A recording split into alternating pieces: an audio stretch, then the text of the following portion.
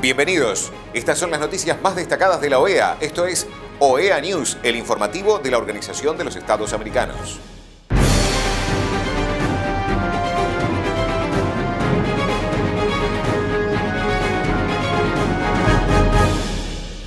Es momento de compartir los títulos de las noticias más importantes que vamos a estar brindando a ustedes. OEA celebra su 50ª Asamblea General 20 y 21 de octubre. OEA y Bolivia firman acuerdo para observar las elecciones del 18 de octubre. Mujeres en ciberseguridad, ¿qué es la violencia de género en línea? Secretario para el fortalecimiento de la democracia de OEA comparte su opinión sobre la democracia durante la pandemia. Secretario General de la OEA certifica lista de presos políticos en Venezuela del Foro Penal.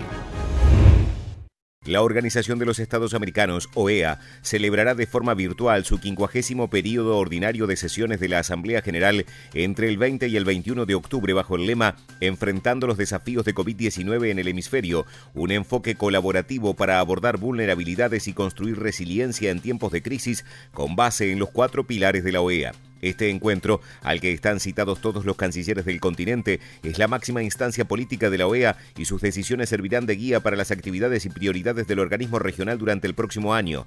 La Asamblea tiene a su cargo la definición de las políticas y mandatos de la OEA, así como la estructura y funciones de sus órganos. La Asamblea General tiene como atribuciones principales, además de las otras que señala la Carta de la OEA, decidir la acción y la política general de la organización, determinar la estructura y funciones de sus órganos y considerar cualquier asunto relativo a la convivencia de los Estados americanos, dictar disposiciones para la coordinación de las actividades de los órganos, organismos y entidades de la organización entre sí y de estas actividades con las de otras instituciones del sistema interamericano, fortalecer y armonizar la cooperación con las Naciones Unidas y sus organismos especializados, aprobar el programa presupuesto de la organización y fijar las cuotas de los Estados miembros, entre otras.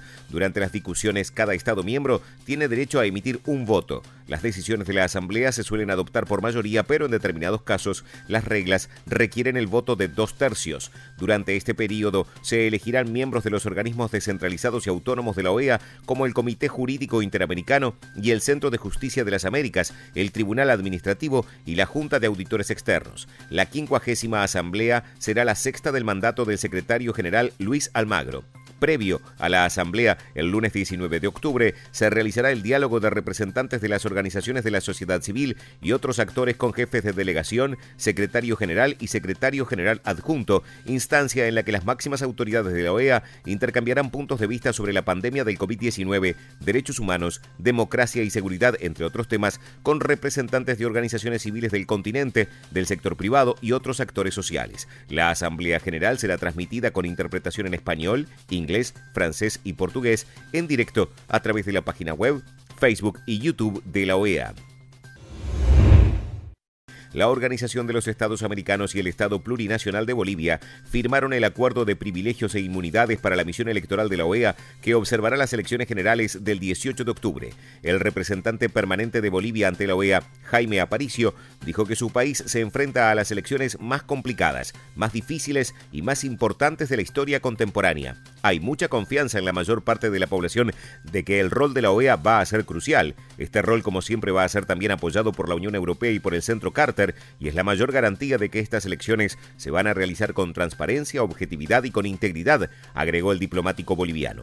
Por su parte, el secretario general de la OEA, Luis Almagro, recordó que en la elección presidencial anterior, el 20 de octubre de 2019, la misión de observación electoral de la OEA constató irregularidades y que una auditoría de la OEA confirmó irregularidades y el manejo doloso por parte de las autoridades del resultado electoral.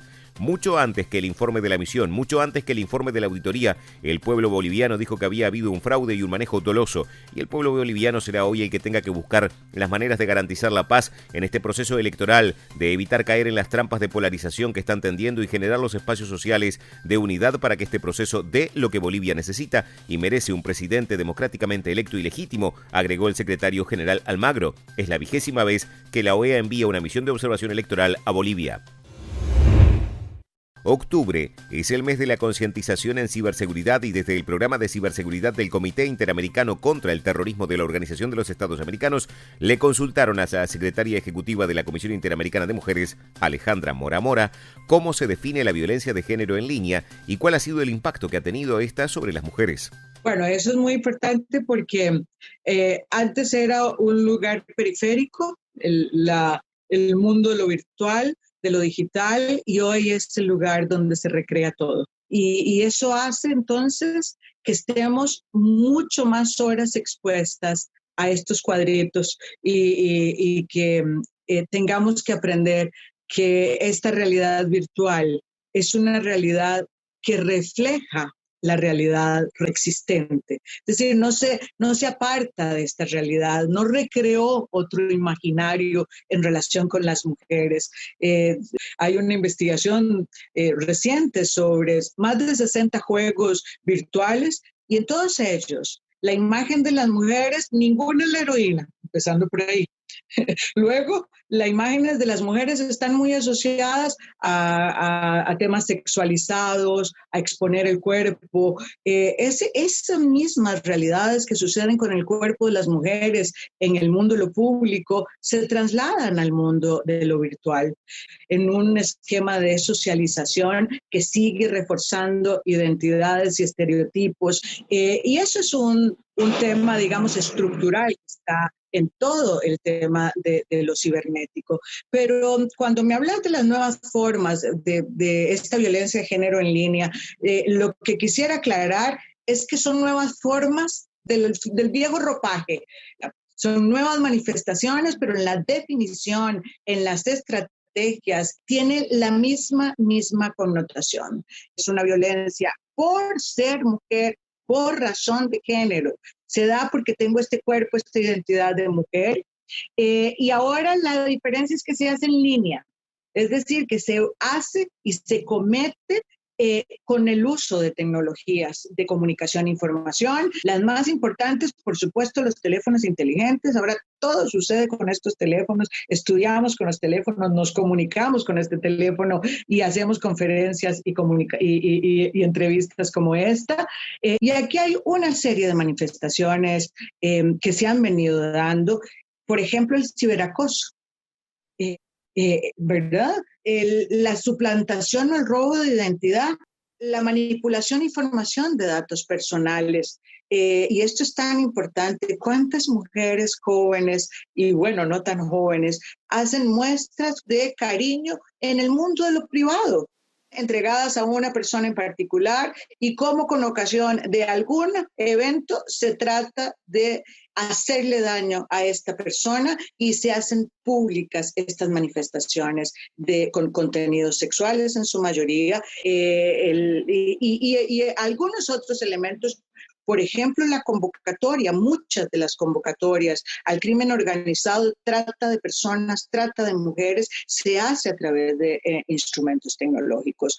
Por eso lo que estamos hablando es de comportamientos violentos que ya no solamente se dan en la realidad, sino que en la realidad virtual tienen exponencialmente un campo donde alcanza a un montón de personas. Y esto lo convierte en un tema muy complejo, poco estudiado, de manera que estamos apenas tratando de colocarle nombres y apellidos a esta violencia.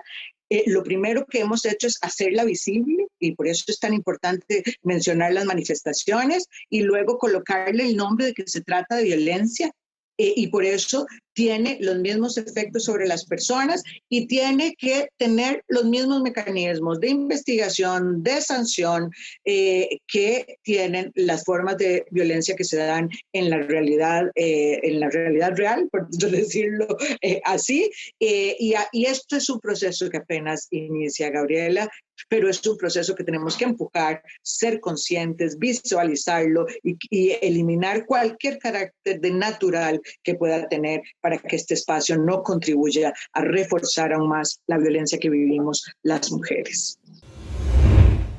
El secretario para el fortalecimiento de la democracia de OEA, Francisco Guerrero, comparte su opinión sobre la democracia durante la pandemia en el periódico mexicano Excelsior. Vimos la crónica de lo que acontece con la democracia durante la pandemia. Los números siguen siendo impactantes, desafortunadamente, como cada semana.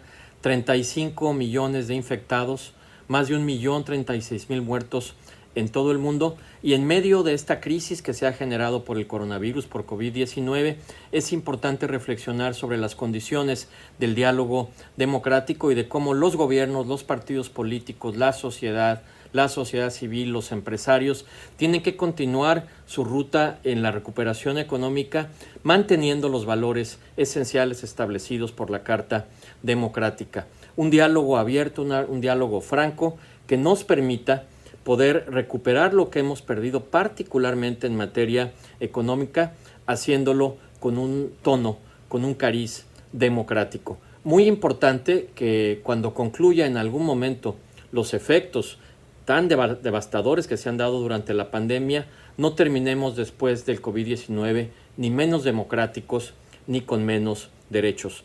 Todo lo contrario, que la fortaleza de la democracia establecida en el equilibrio de poderes, en la transparencia, en el diálogo democrático, sean los tonos fundamentales a través del cual sigamos en este proceso de recuperación. El secretario general de la OEA, Luis Almagro, certifica la lista de presos políticos en Venezuela del Foro Penal. Hay un total de 359 presos, de los cuales 335 son hombres y hay 24 mujeres, 232 civiles, 127 militares, 357 adultos y 2 adolescentes. Estas han sido las noticias más relevantes de la OEA, la Organización de los Estados Americanos. Esto ha sido OEA News. Nos reencontramos en la próxima jornada.